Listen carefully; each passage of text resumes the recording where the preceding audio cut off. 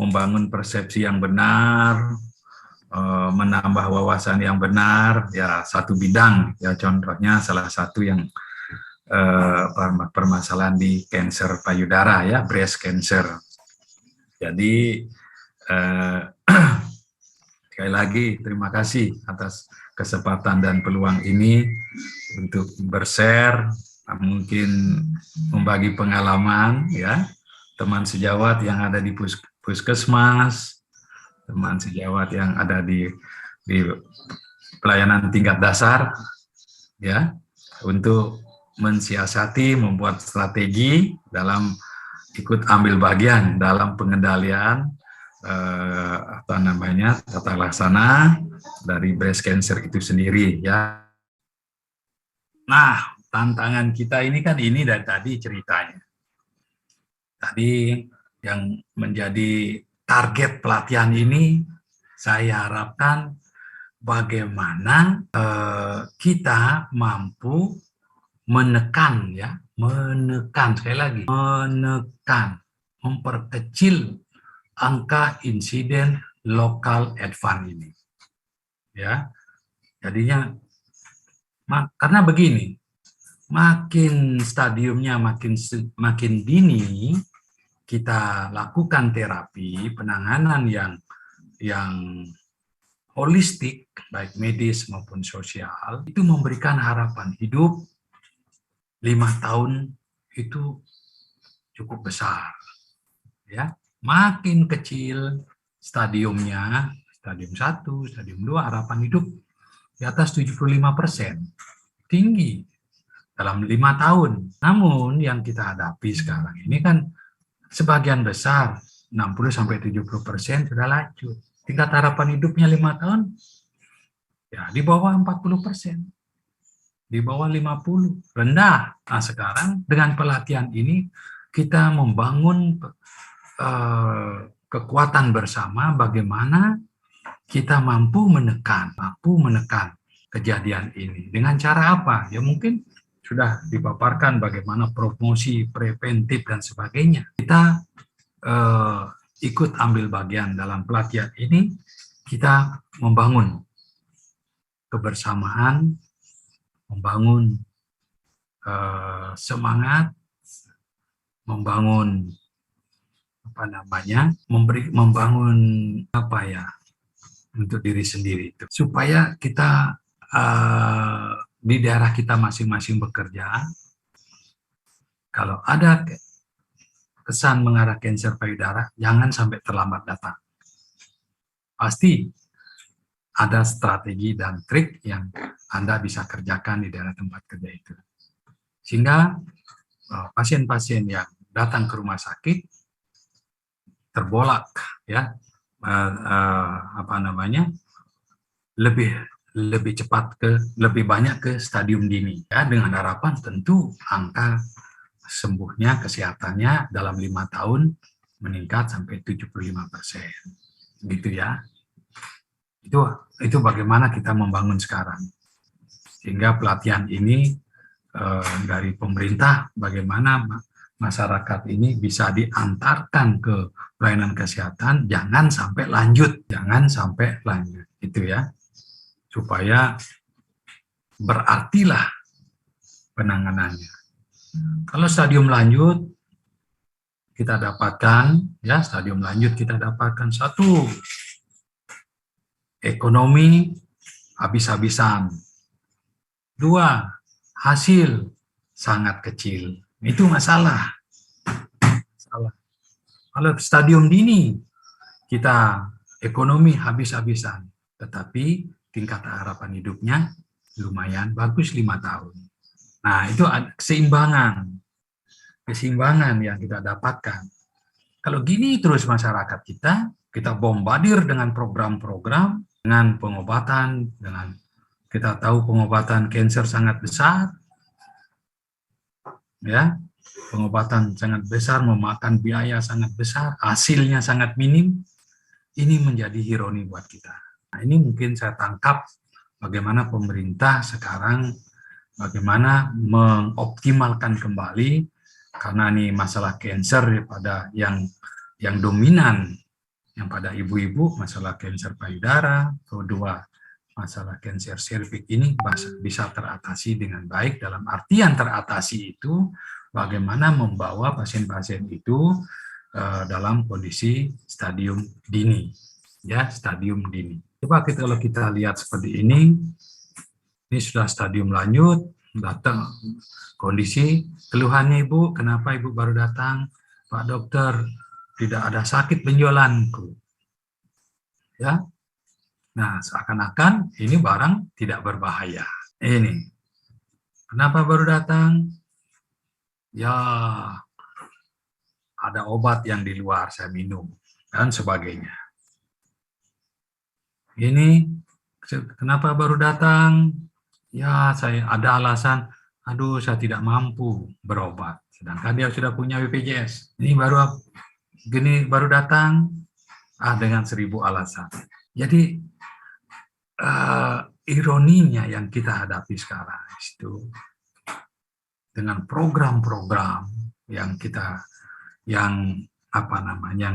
ikuti, pelatihan bagaimana. Nah, dengan harapan dengan pelatihan ini bagaimana Anda mempunyai intuisi untuk mampu, jangan kalau ada benjolan di payudara jangan sampai terlambat. Ya, jangan sampai terlambat. Bagaimana tahunya jangan sampai terlambat? Ya tentu dengan promosi dan preventif. Ya, dengan promosi deteksi dini dan sebagainya itu. Bagaimana sekarang budaya setempat melihat benjolan itu sendiri. Dan Anda hadir di tengah-tengah masyarakat dengan budaya yang sangat spesifik di daerah Anda bekerja. Nah, bagaimana Anda meresponi kondisi-kondisi seperti itu supaya harapan kita ke depan jangan sampai ini yang terjadi. Baru sampai di puskesmas sudah begini, kemudian sampai di rumah sakit sudah bocor sana sini. Aduh, kecil sekali tenaga kita secara medis besar habis, tapi hasil sangat minimal. Hasil sangat minimal. Ya seperti itu ya. Jadi ini sesungguhnya inti daripada saya tangkap di sini, gimana kita menekan ini dengan promosi, bagaimana dengan deteksi dini yang ada yang kita mampu lakukan sehingga jangan sampai terjadi seperti ini. Maaf tadi ada telepon dari UGD. Jadi kita menaruh perhatian yang sekarang bagaimana saya harus mengantisipasi masyarakat saya jangan sampai terlambat berobat. Oke, itu komitmen kita. Kita lanjutkan. Nah, ini mungkin traffic light-nya ada di negeri sana ya. Mungkin saya juga belum pernah saya dapat tangkap ini. Traffic light-nya lucu ya. Kita satu pandang, ada merah, ada kuning, ada hijau. Nah, kalau yang di Kendari, di dekat wali kota, yang saya tangkap kemarin, ada merah dan hijau. Ini saya sempat foto itu. Ih, lucu nih, kita punya traffic light merah dan hijau. Mana yang diikuti? Ya, mana yang diikuti? Hijau atau merah? Nah, kalau gini sudah semua menyala, hijau, merah, kuning. Apa artinya? Ini kalau pasien sudah sudah dinyatakan, sudah dia merasakan, ya, sudah merasakan, aduh, saya ini kena kanker ini sudah. Nah, posisi pasien ada sesungguhnya dalam kondisi terdiam, seperti Anda membawa mobil. Kalau kondisi begini, berani jalan, berisiko celaka. Lebih baik diam dia. Lebih baik diam ya, dalam kondisi ini. Demikian juga pasien-pasien kanker payudara.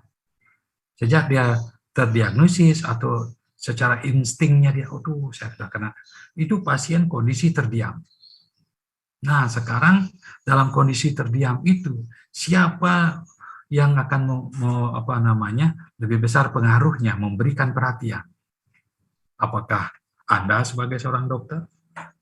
Apakah Anda sebagai bidan? Apa ada tetangga yang lebih perhatian?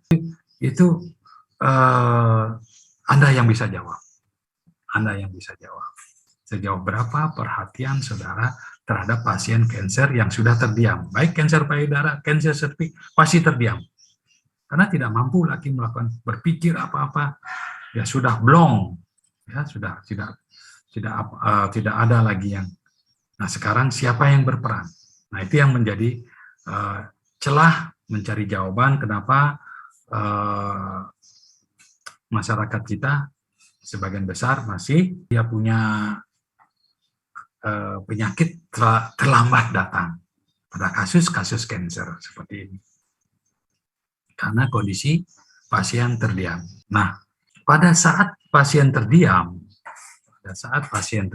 apakah Anda yang aktif, apakah seorang tenaga medis yang aktif, atau keluarganya yang aktif, atau di sekitar keluarga yang aktif? Pada saat pasien terdiam, dia pergumulannya besar sekali.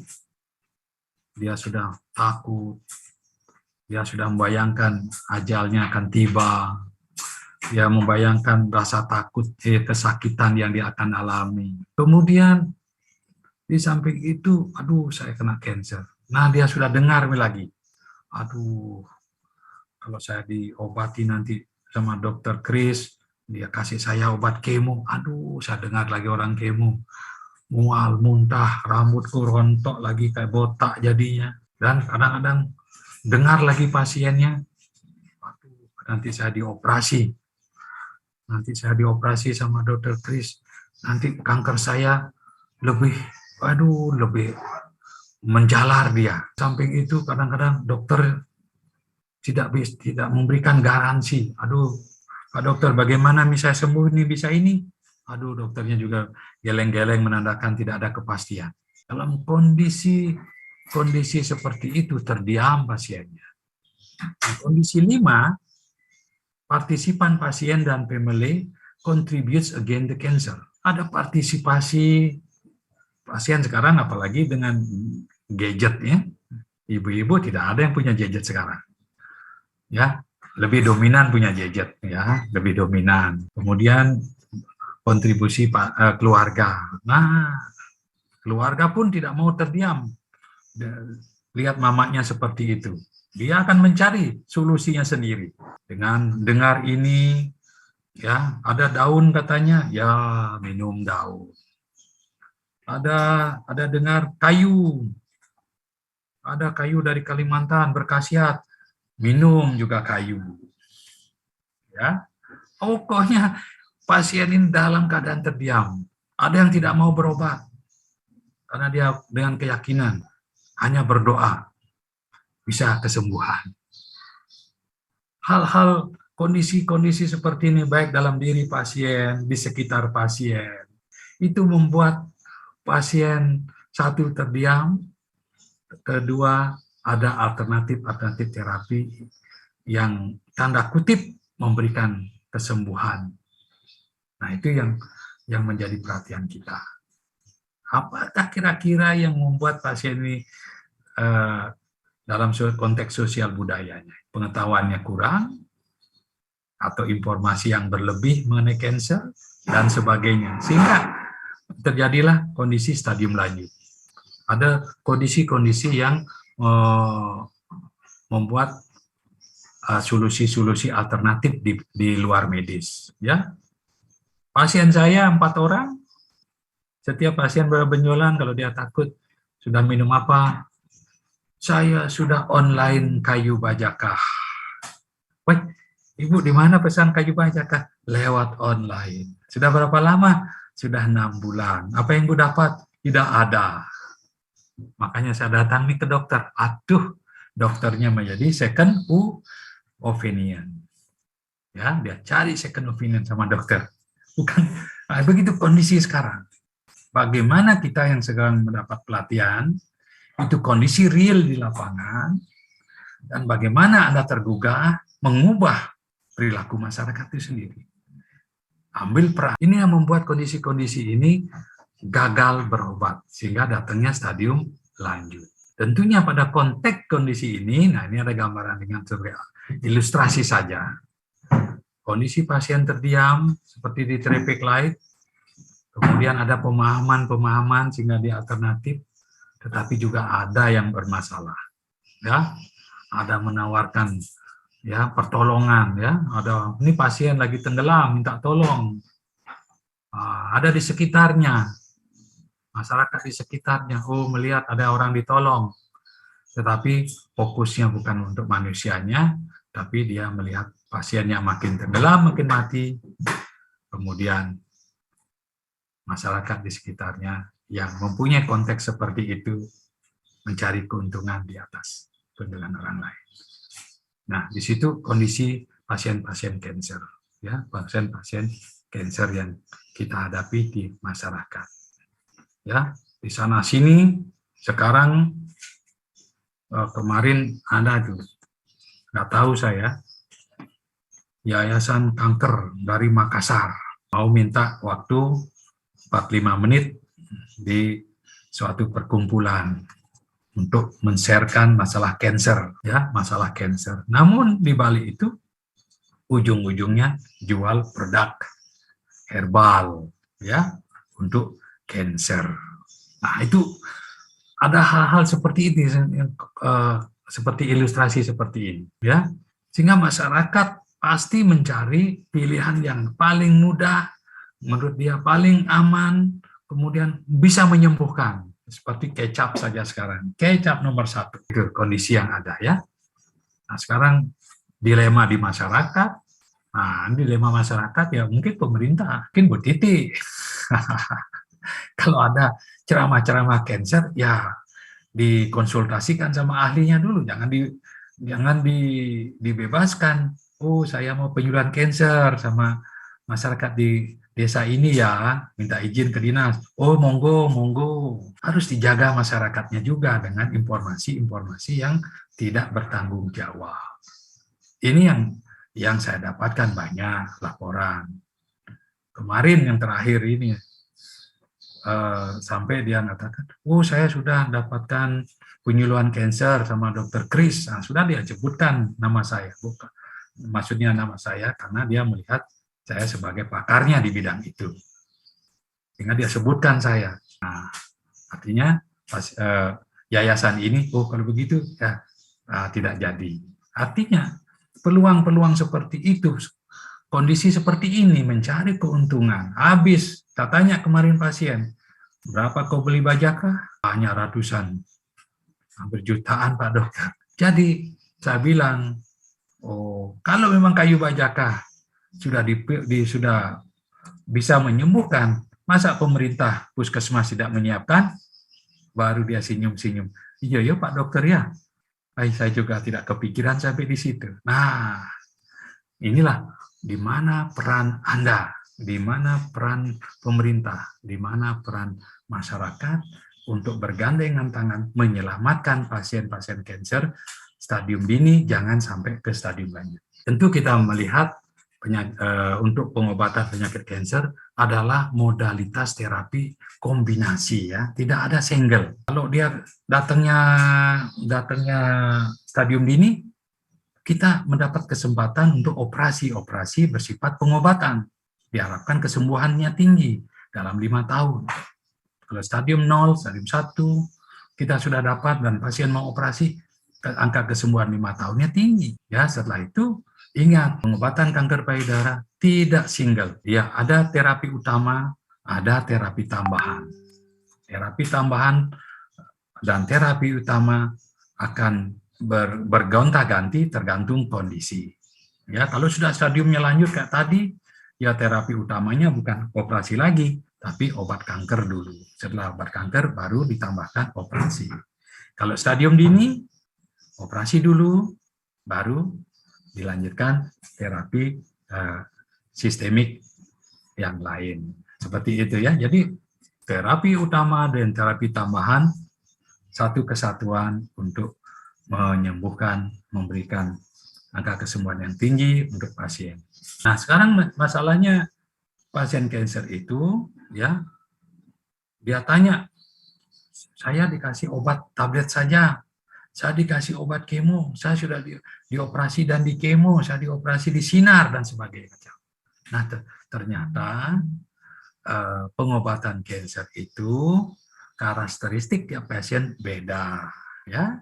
Stadiumnya juga beda, tipe jaringannya juga beda, grading sel kankernya juga beda, dan subtipenya daripada kanker juga berbeda, sangat individual. Jadi begitu ya. Nanti kalau ada tanyakan, Pak Dokter, ini kok dapat hormonal dia, Pak Dokter, habis operasi, dia tidak di kemo. Nah, jawabannya di sini. Karakteristik pasien tidak beda. Jenis-jenis kankernya, tipe-tipe kankernya juga berbeda tiap-tiap pasien. Jadi sehingga seakan-akan pengobatan pasien berlainan satu dengan yang lainnya, ya, sangat individual, ya, sangat personal. Itu untuk mendapatkan hasil yang bagus, ya, keseimbangan antara dokter atau pelayanan medis, perawat, dan sebagai peneman, dan rumah sakit, dan pasien serta keluarga harus ada kesatuan, satu visi, satu misi dalam penanganan ini, ya. Biasanya kalau saya kalau ketemu di tempat praktek, panggil keluarganya, kita rembukan ini tahapan-tahapan pengobatannya, ya, berikan pilihan-pilihan alternatif pengobatannya supaya apapun yang diputuskan betul-betul tailor pasien, ya, sesuai dengan kondisi pasien itu sendiri, sehingga kita mendapatkan penanganan, memberikan penanganan yang optimal. Nah, selanjutnya kita melakukan follow up, ya. Mungkin follow up akan dilaksanakan di rumah sakit, tapi peran Anda sangat penting di puskesmas, ya. Nanti ketemu pasien yang Anda kirim, kemudian dirujuk kembali ke puskesmas, sudah menyelesaikan pengobatannya, ya, operasi, kemo, dan tinggal di follow up. Nah, pada saat Anda jalan-jalan di puskesmas, ketemu pasien, ingatkan, Ibu, ingat ya, kontrol rutinnya. Ya, kata-kata itu saja, dengan Ibu menyapa, dengan kondisi seperti itu, dengan menyapa saja, langsung berbingar-bingar dia punya perasaan.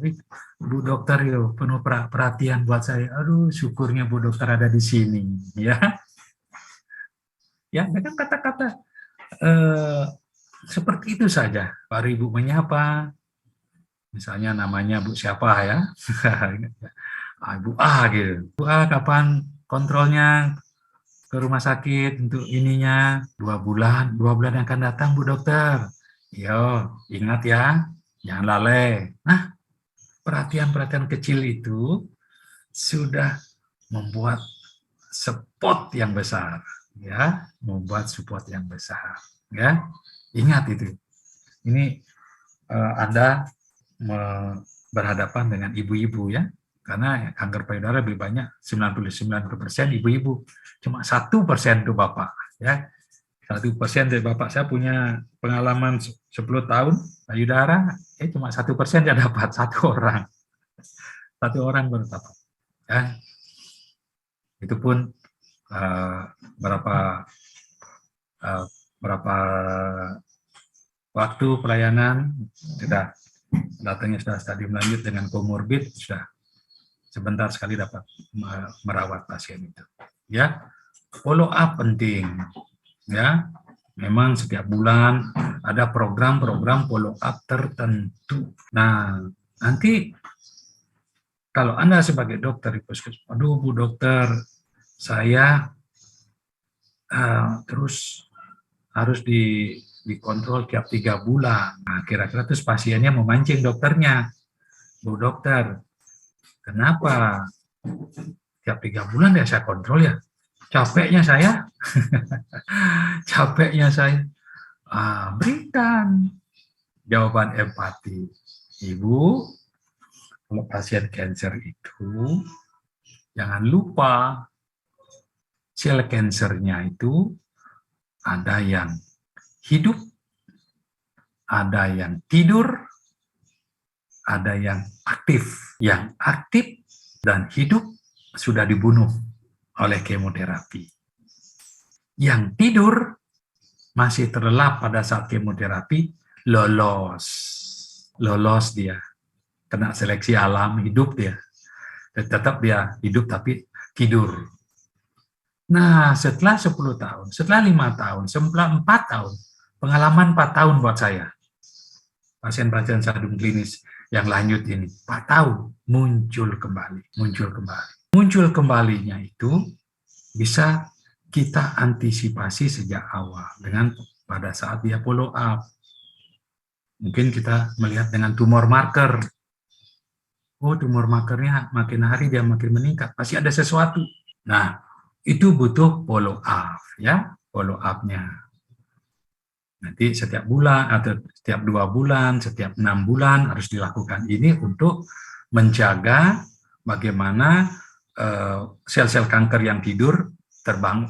Jadi dari promosi dan preventif, posisinya bagaimana mengedukasi pasien tetap mengikuti program follow up itu, ya, sehingga Anda bisa menjaga kesehatan masyarakat Anda sendiri.